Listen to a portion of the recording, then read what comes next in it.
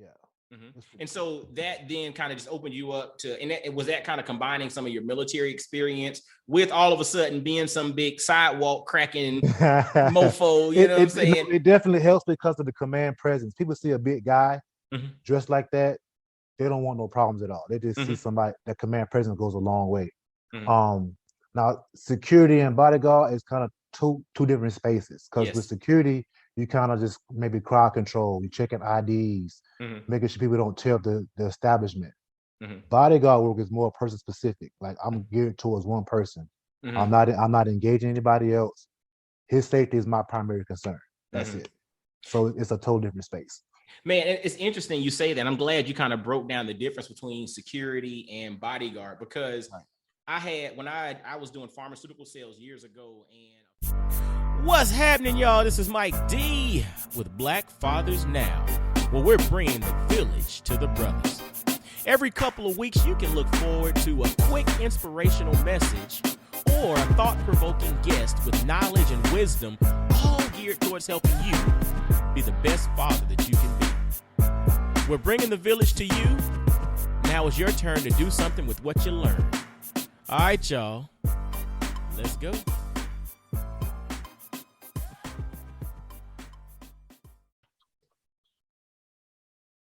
What's going on, fellas? This is Mike D, Mr. Double Down on You, with another episode of Black Fathers Now.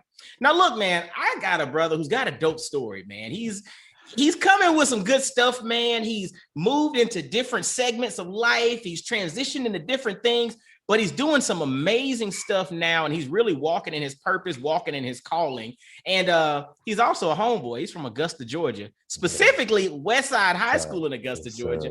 And I have my man, Dramaine Saulsberry. Now, the brother's a father. He's a fitness professional. He's a veteran. He's an entrepreneur. He's the creator of a personal security company. But then he also has started telling his story on YouTube in a channel that he titled Vet to Bodyguard, or From Vet to Bodyguard. So fellas and ladies listening to, because y'all like to tune in to what we're talking about, let's welcome my man, Dramaine Saulsberry. What's up, brother? Thank you, brother. Nice to have you. How you doing, man? Man, I'm doing well, man. Doing awesome. well. That's Taking awesome. it one moment at a time. Yes, sir. Absolutely. That's all we can do. We froze up. We froze up for a second. You good? Yeah, we're good. We're good. Okay, cool. It might be mine, because I'm gonna tell you, man, I've had a few of these interviews, man. The internet been slow on a brother. I think they're trying to keep me from being great, but they can't keep my brother down. Come on. Yes, sir. They can't do it, man. But we're happy to have you, brother, man. We happy to have you come and share your story, your journey, and what you got going on. But before we jump into what you got going on, let's get some shout outs, man. I like the brothers to always give a shout out to their village, you know, the wind beneath their wings. Who are those folks that have helped them get to where they are, but then also who are continuously helping them to continuously be the best version of yourself? So talk to us a little bit about your village, man. First and foremost, my mom, she was a real strong woman. She passed away a few years ago. So she really kind of molded me into those core values growing up, you know, respect my elders and having respect for other people, things like that. My wife, she's an awesome person. She takes care of the kids while I'm gone. I know it's a challenge for her as well, because daddy's not there to do the hard things. You know what I mean? And my boy Chris Cole, man, he really seen the light in me from a long time ago. You know what I mean? He just gave me an opportunity to kind of get out there and put me in a position to where I can share my gift with everybody else. You know what I mean? And that's pretty much it, man. Like I'm a really kind of closed off kind of guy in a sense. I don't deal with a lot of people. I lost both my parents, so I lost my dad in high school, my mom a few years ago. So just me and my siblings. So I just try to use those things I learned along the way, growing up, and just apply in everyday life. You know, and it's interesting, man. I'm glad you shared that part of your story, because we all have different dynamics. You know what I'm saying? There are some people who are fortunate and blessed to have parents well into, you know, you're 50, 60 years old and people still got parents, both parents still alive. But then there are some people who grow up in situations in which they lose their parents early. And it hit me hard because I have a first cousin who and she is 2 years older than me. And 3 years ago, she lost her father, and she lost her mother, a few years back. And this was around the time that we also lost our grandmother. And so she looked at me one day and she said, Mike, and this is at the time, I think she was 40 or 41. She said, Mike, I am in essence the elder in my family now. And I'm only 40 or 41 years old. Yeah. It was deep. Like, I had never thought about it from that standpoint of you are the elder. Like, she has a kid and at the time just had a grandkid and all of that stuff. And she was like, I am the elder. And so to your point, your story connects with a lot more people than you think. Absolutely.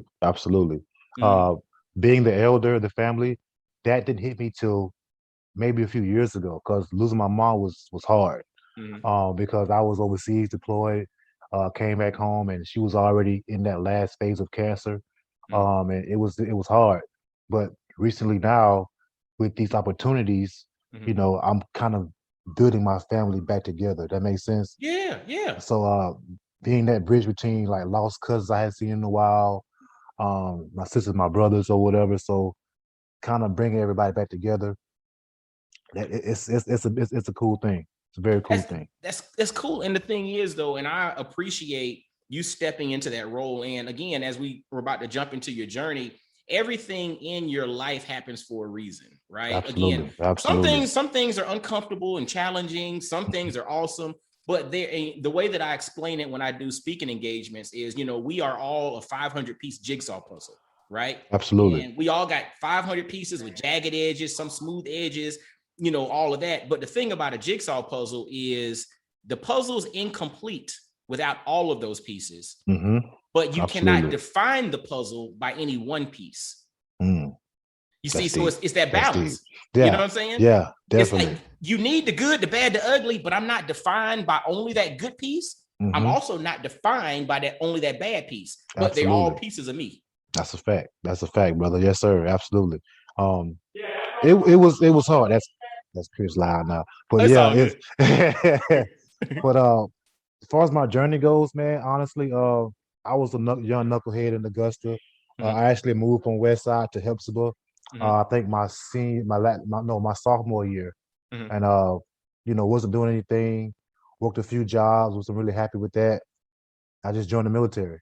I think by far that was one of the best choices of my life because it gave me structure and discipline. And I needed that. So hold on, hold on. The thing again, my internet froze up a second. You said you moved from West Side to Hepzibah, which are two high schools in Augusta, and then after that, it blurred out on us. Yeah, so I mean, I got to Hepzibah, like I said, same thing. I wasn't knucklehead getting in trouble. I needed that structure and discipline, so that's why I joined the military. And it was by far the best decision I ever made in my life. Because joining the military. Absolutely. Because that discipline, first of all, that structure, being able to travel, meeting a lot of people, and the world is bigger than Augusta. I had to learn that the hard way. You know what I mean? So it was awesome. It was awesome. And so the military thing. So was it something did you have like folks in your family that were military? Is it something you always considered, or was it like that aha moment? The recruiter came to the high school that day and was like, "You can make this amount of money and get full benefits if you sign up now." What was that thing that got you into the military, man? Well, actually, my dad was in the Navy. He played football in the Navy. My stepdad at the time, he was an Army reservist. Okay. He was kind of pushing me in that direction. Being young, you're like, no, I don't want to go in the Army. I ain't trying to hear that. And the more he talked about it, it made sense to me. It's something new. I needed it, and I just ran with it. You know what I mean? And it was, like I said, one of the best choices I made in my life. Because I won't be here right now if I didn't. You know what I mean? Now, how long did you spend in the military? I was in for almost 10 years. Wow. Thank you for your service, man. Yes, sir. Yeah. Deploying, that was a whole nother story in itself. Because like I said, on my YouTube series, you have to change your whole mindset in another country. You're not in the States anymore. You're not in Augusta. You're not in Georgia anymore. It's totally different. The physical comes into play. The mental comes into play. Taking care of your body, hydrating every day. like the small things. You know what I mean? It was hard. Mm. It was hard because that's like I said, it was new. Now I got a question. So again, I'm not military. Like my grandfather, I have a grandfather that was former military, retired, command sergeant major, 30 years, 2 Purple Hearts, all Hmm. that. He did all of that. And then we have other relatives that have spent time in the military. Right. But on the flip side, my wife and I, we've done a lot of travel. Like we've traveled to different countries and, seen different parts of the world. But we've also always gone as like a tourist. We've always Yeah. gone on vacation. Yeah. And you mentioned about getting your mindset shifted and kind of getting yourself ready to go to different places. Have you, what's the difference going in a military capacity versus going as like a tourist or whatnot? Tourist. Oh, because as a tourist, you're not really concerned about the violence of the country or stuff or Mm-hmm. things like that. You're here to kind of enjoy the sights, Mm-hmm. kind of get away. You're in the control area, maybe resorts or whatever, so you don't see the actual city Mm-hmm. behind the scenes.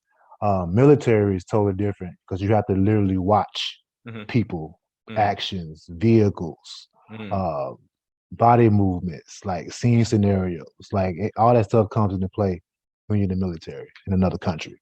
Mm. So yeah, That's yeah, interesting. Because again, yeah, because I think like for some of us who are not military, we think about it and and I guess sometimes people romanticize it saying, oh, I'm gonna join the military so I can see the world, but you're not seeing the world from the standpoint of vacation per se. I right, mean, you might right, have a little bit of that. You're seeing the yeah, world a and you little bit, on yeah, duty. yeah. So I mean, different branches like the Navy, the Air Force. Now those guys travel. They go to different countries. They port for like a week or two, Mm, enjoy the country, and they back on their submarine or their boat or whatever.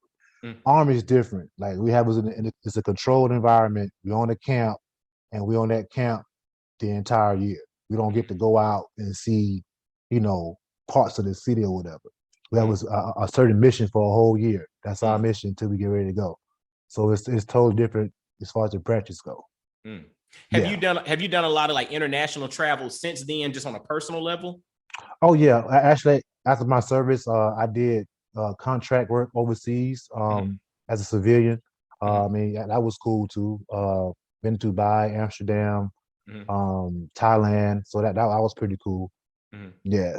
Interesting, interesting. Yeah. So again, Yeah. and like we mentioned, these are all experiences which help to shape who you are Hmm. and what who you've become and all of that.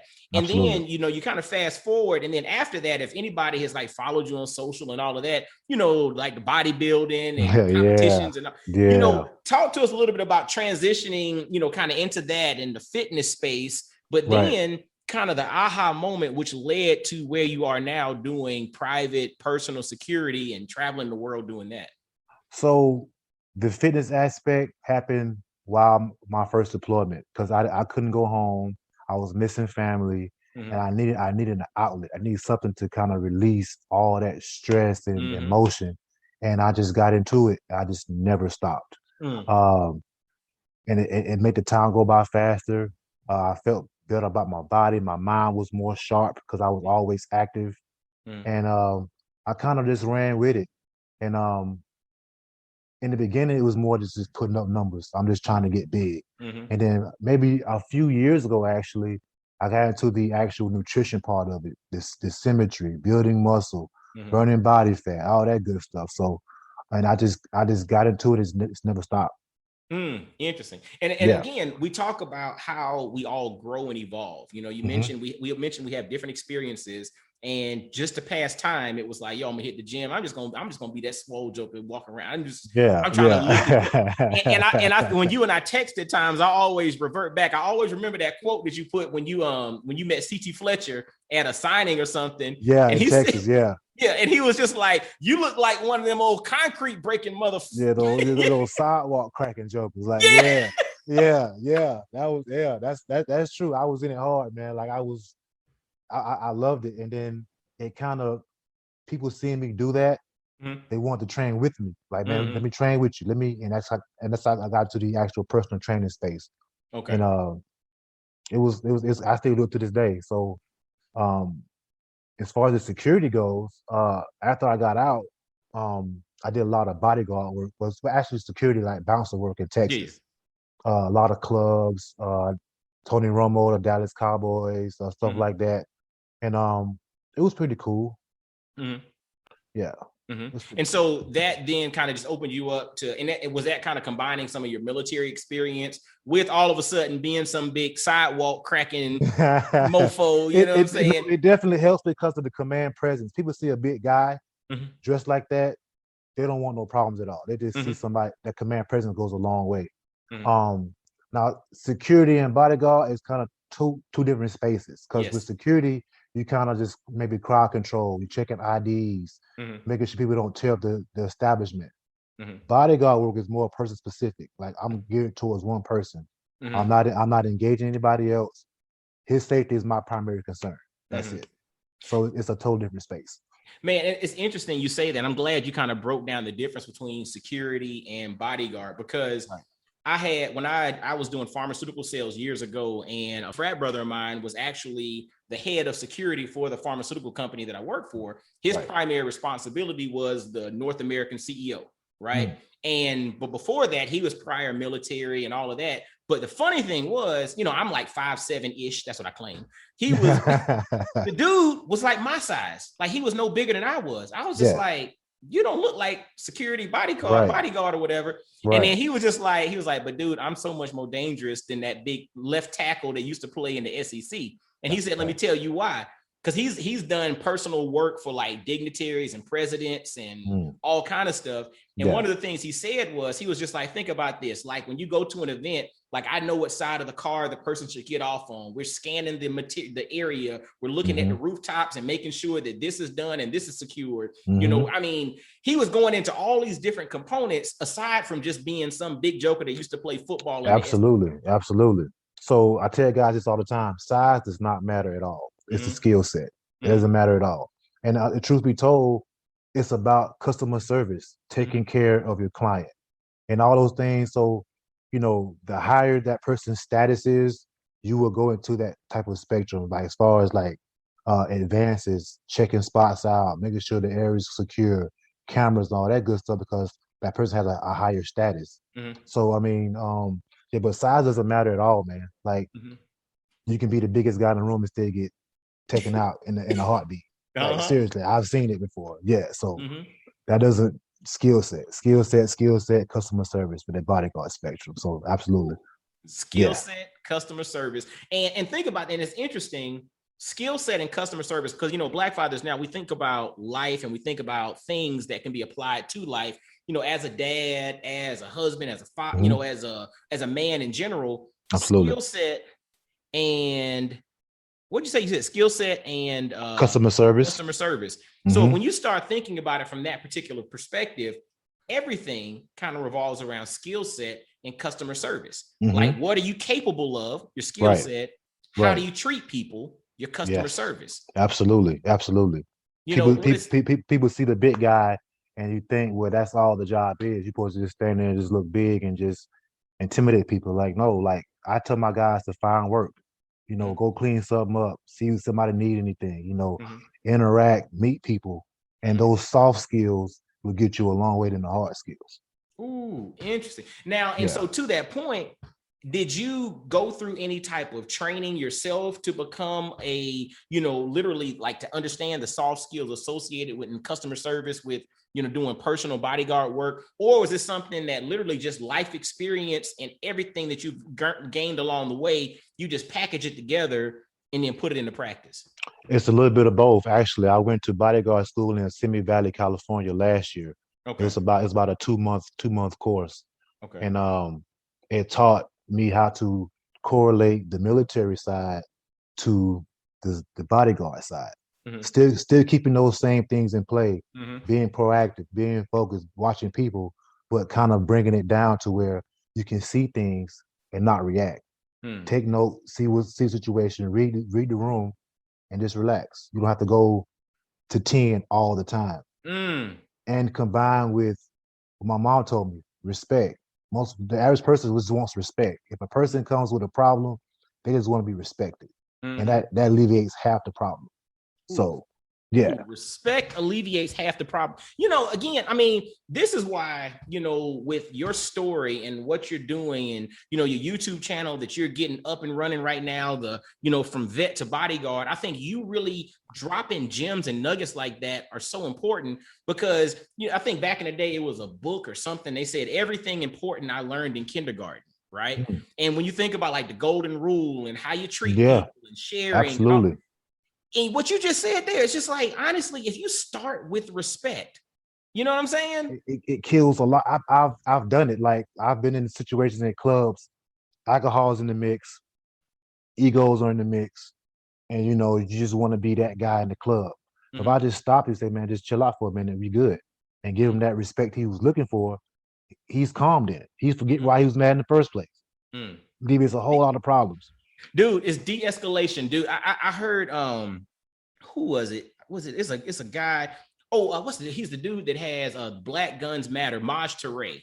Yeah. So it's this dude, he was doing an interview and he was just saying that because I have basically a weapon of mass destruction on my hip, I must be a agent for de-escalation. He was like, I'm always the one that's trying to de-escalate problems, trying to de-escalate stuff, because he said, I know I got something deadly on my hip, so I can't go there. So I'm doing everything in my mind to avoid any type of confrontation. And a lot of times it just starts with simply respecting. And if that other person can't respect, look, I can eat it and say like, man, hey dude, hey dog, you got it, bro. I'm fine. You know what I'm saying? Right. Absolutely.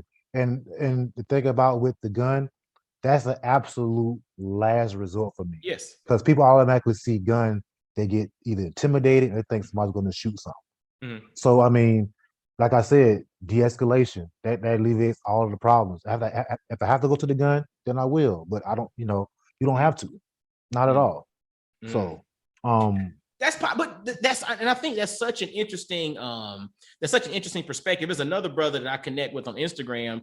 He goes by Coach Glue, and he's like a specialist and all that kind of stuff. He does all this tactical training, and he posted something, and he said something like, having a gun doesn't mean that you can't still catch a fade, right?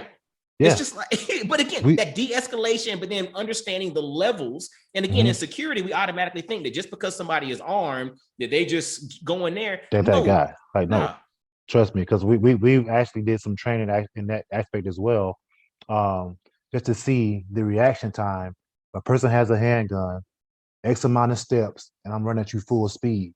You have to actually get to it and draw it under stress. It's different under stress. People say, oh, I can just pull it. Okay, different when emotions are involved, stress is involved. Full speed at you, yeah, you can't do it. You can't do it. Yeah. But I think that's so important because again, we can apply this to life outside of the realm of security as well. Absolutely. We can apply the concept of respect on the front end, but then de-escalate. How do you de-escalate a problem and not just take it 100% to, you know, the 10? Well, I give the person the opportunity to calm down. That's right. Let's talk about it. What's the problem? What's the issue? And they still don't want to calm down. Then now I have to go there. I gave you opportunity to calm down and kind of like chill out for a second and think about what's going on. Because first of all, alcohol is in the mix. Your ego is in the mix. So let's just take it down for a second. And you know, if it has to happen that way, then I have to do it. You know, but I have never had a problem. I maybe once or twice, but nothing serious. But just like I said, that respect goes along. I shake his hand, talk to him. Or if I see a guy that's getting ready to do something in the situation, I go speak to him. It just throws the whole mind off. Wow. Yeah. But that again, going back to your history, that's that proactive approach. Absolutely. You know, absolutely. You know, like I think back to the was it Beverly Hills Cop when Eddie Murphy character, they were sitting at the club, and he noticed the dudes with the trench coats in the middle of July, and he went and engaged them. He was just like, I ain't waiting on nothing to pop off. Right. We finna go position myself because I see something about to pop off, and I want to engage this thing. I preach that too to my guys as well. You want to be more proactive than reactive, because if you react, now stress is involved, emotions involved. Everybody's a panic now. Proactive, if you see before it happens, it alleviates everything else. It cuts the problem to half. So proactive versus reactive. So, and that stuff like bending your phones. I don't let my guys in their phones at all. Like put your phones up and constantly have your head on the swivel. Because if you don't see something, it takes a split second. You can look down on your phone and whatever, and something happens. You don't know what's going on. So proactive versus reactive. Proactive versus reactive. And the Mm-hmm. thing is, I think this is interesting because again, as fathers, as husbands, you know, how are you taking some of these lessons and applying them again as a dad and as a husband, that proactive versus reactive? Like, how are you kind of infusing that into the to your kids, man? Well, tell them to always respect people until they disrespect you. It goes back to that, like you said, that golden rule. I try to tell them to be aware of what you're doing and where you at. Don't be so involved in that phone and looking around, kind of like look around and notice people. Like see things that look out of place. Be kind of aware of your surroundings because kids are getting snatched up, people are getting all these shoes and all that good stuff. So I just try to tell them to respect people. It goes a long way. It goes a very long way. Respect and self-awareness. I mean, those to me are two key components that Dramaine dropped that I think could really go a long way. Respect other people, but then also have self-awareness. You dropped something and you glossed over it, but you said when something looks out of place. Yeah. See, that self-awareness piece. You're just like, okay, situational awareness. Yeah. Because I mean, of like prime example, I do this on a regular basis. I do this all the time.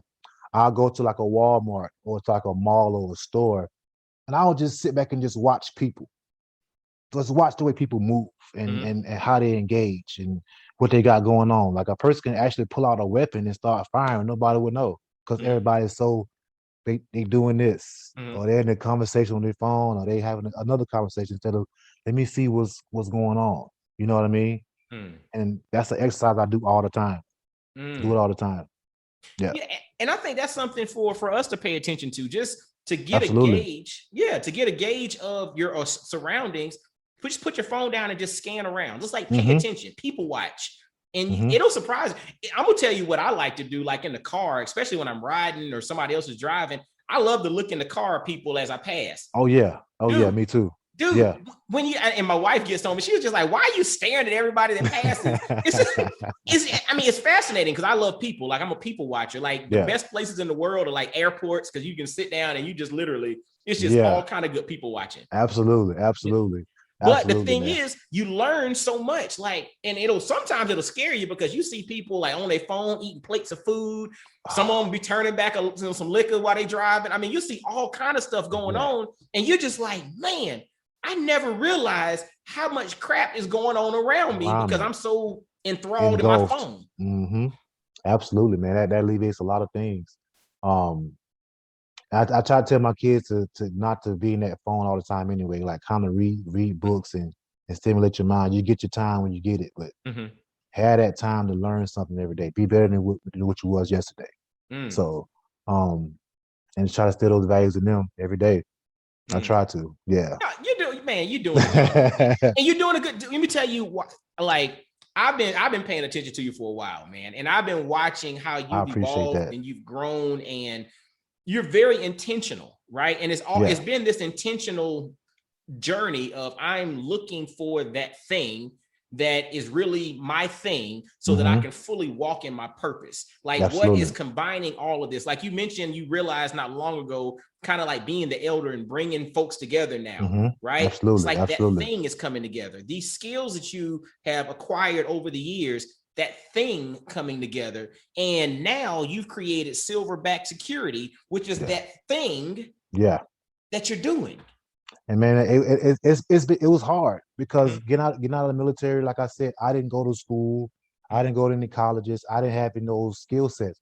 What I had was military mind, military tactics. I know how to shoot guns and read people. But now that I'm out, how can I utilize this stuff to benefit me or get it out to help people?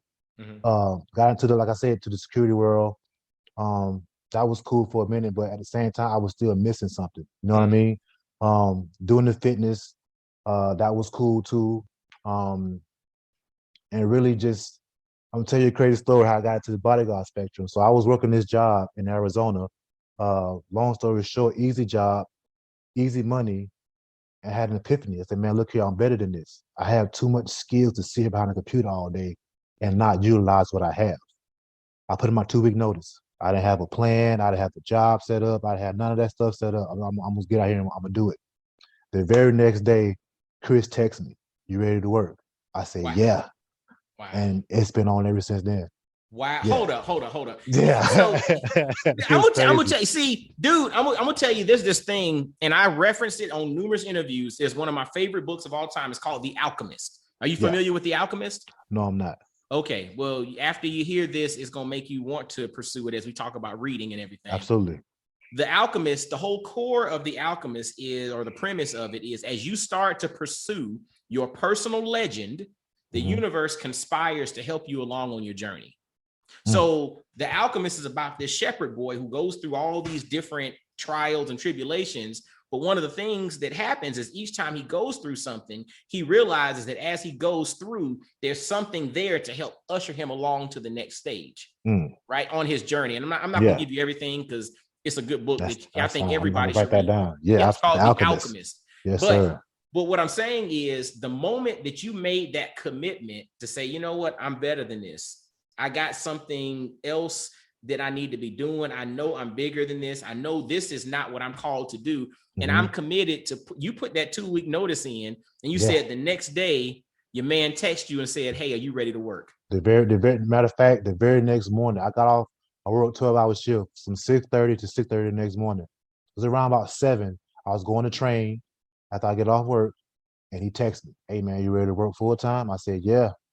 And I was in LA the very same weekend in LA working. And it was on ever since then. Wow. Yeah. Wow. Yeah. And just the Chris that he's talking about Chris Cole, which actually was a couple of episodes back on Black Fathers Now, his story or whatever, with the BWO and all of that. That's who Dramaine is talking about. So if you want to hear more about the Chris, all day. Yes, if you're watching the video, he's rocking BWO shirt. BWO all day. Yes, sir. Yeah, yes, sir. Black World Order, Bridging Wealth Opportunities. Yes, sir. Yes, sir. Absolutely. Yeah. And so you're doing security with BWO now. I'm actually Chris's personal bodyguard, personal protection. Okay. So, and he's putting me in a position where I can scale my skill set to everyone else as far as teaching situational awareness classes, giving basic handgun training, basic self-defense, a number of things we're putting together right now. And it's just, like I said, if I wouldn't step out on faith that one day, I wouldn't be here right now. Again, listen to the concept behind The Alchemist. As you start to pursue, meaning you got to take the steps. Once you start stepping, then all of a sudden it says the universe conspires. My belief is the creator of the universe. That's true. That's absolutely true. But you got to start taking those steps. And fellas, I want y'all to pay attention to what Dramaine just said there. He was doing all right, but he just knew there was something more. He knew there was something more, and that thing was eating at him to the point in which he was just like, I got to go. Yeah, and it was a lot of stress, man. Like, I mean, I'm not gonna lie. Like, and my wife used to argue all the time. I'm walking around the house mad, pissed off, unfulfilled. Just a number of things. And I just sat there like, man, it hit me like a ton of bricks. Like, you know what? This is not it. This can't be it. And it just happened. And I'm just extremely blessed right now, man. I can't even describe it. Dude. Yeah. I feel it. Yeah. Yeah. And at that time I was doing my fitness thing. I had clients I was training, maybe 2 or 3 clients I was training on the personal training aspect of it or whatever. And it was tugging. Like, it was like, okay, I'm doing the personal training, but my passion is kind of taking over now. I love training and I love security. Those are my things, fitness and security. And it was kind of like hand in hand. And now the security aspect is kind of taking off. So now I'm trying to figure out how I can scale the fitness aspect into the security. I want you to think about this. So it's interesting. As you were talking before that, you said that, you and Chris connected and you're his personal security, but then he's also opened up some windows for you to do some different training. Okay. He's opened up some windows for you to do some different training. Yeah. Say the word again. Training. Open up some windows for you to do some different training. So when you walked away from the other job, you were doing training. Your passion was in security, but you really enjoyed training too. Fast forward now, you're doing personal security, and now you're creating platforms to do some training. Mm-hmm. Interesting how these two things really never left. Yeah. That's the core of who you are. Absolutely. Security and training is who you are. And as you start walking in your personal legend, what ends up happening is these opportunities now start to create themselves where you have the opportunity to now put these two things together. Absolutely. To do security and training. Now, beforehand, training was purely just physical training, right? Right. What I'm going to tell you was interesting. A lot of times we romanticize how something happens versus taking a step back and realizing what's important is us actually doing it, right? Absolutely. So training is the thing, whether it's personal training, firearms training, security training, manhood training, whatever it is. Absolutely. It's just training. Don't romanticize just the personal training side of it. That's just one component.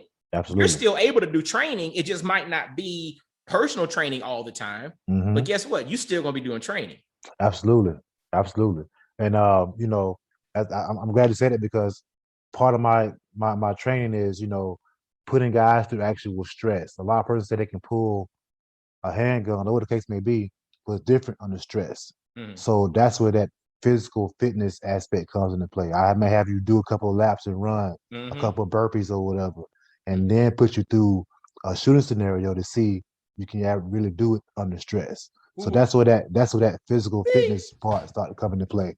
Yeah, dude. Yeah, I've been working it, man. I've been working it, dude. But the thing is, I'm gonna tell you, a lot of times things are not a no. Sometimes it's not right now. Right. And sometimes it's not even not right now. It's just about reimagining how I reposition or represent that thing. Yes. Right. Yes. Because a lot of times people think it's all about the information or the knowledge. No, it's really about the presentation. Right. The information and knowledge and data. If somebody wants to know how to shoot a gun, they can Google YouTube. They can Google that. They can go Google all day. Absolutely. But it can't be packaged and presented in a way that you're going to package and present it, and they can't get it through the context of your experiences, like you just mentioned. So it's not the information, it's how it's packaged or presented. Absolutely. And that's what this thing is all about. So don't get so caught up in, man, I can't do this. I can't. No, check this out. I can still do it. I just got to find a way to repackage this bad boy so that I can do it in the proper way now. Yeah, absolutely. You know, that's a total fact because I'm guilty of that. Like, how can I put this to this? I was like, you know what? Let me sit back and just it'll come together. And one thing that Chris told me as well, you know, make people scale to you. Make them come to your level. Don't change anything up for anybody else. If they want to learn exactly what you do, give them what you do. That's right. And only the strong can survive doing it. That's right. I like, you know what? That makes a lot of sense because I was struggling with, you know, how can I break down my knowledge to where an average person understands it? Because I've heard that doesn't understand military terminology. I say military terms, they're like, what? So that was my struggle as well. So you know what? He said, no, make folks conform to you. If you do military type training, give them military type training, and if people can either adapt to it or they can't, or they can find somebody else. Yeah. So. But check this out though. You got high level and you got entry level. Maybe you're not the entry level guy.